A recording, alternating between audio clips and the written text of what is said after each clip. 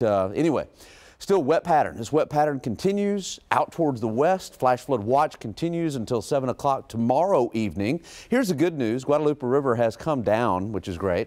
The Nueces River has come down in Uvalde County, but still expecting major flooding. Believe it or not, Nueces River is going to expand to about 1.5 miles wide down towards Ashterton, so there'll be major flooding down in that direction. Now, today, I'm expecting some light showers to continue. I just don't see how we're going to miss shower activity. We've got a northeast and a north wind at the surface. Above that, you can see the direction that the clouds are moving and the showers, and so we've got overrunning. So we're going to see some light activity from time to time throughout the day.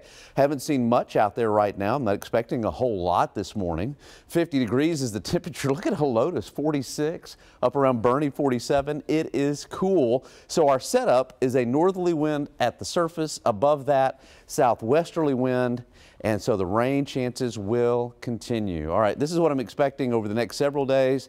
More and more chances for rain. Matter of fact, next week, I think we've got some real good chances for some rain. All right, so high temperature today, 56, 30% chance of some showers, 80% chance of rain tomorrow, 60% both Friday, Saturday. And then as we head into mid part of next week, I think we'll see some more rain then. So flooding is still going to be an issue over the next 7 days.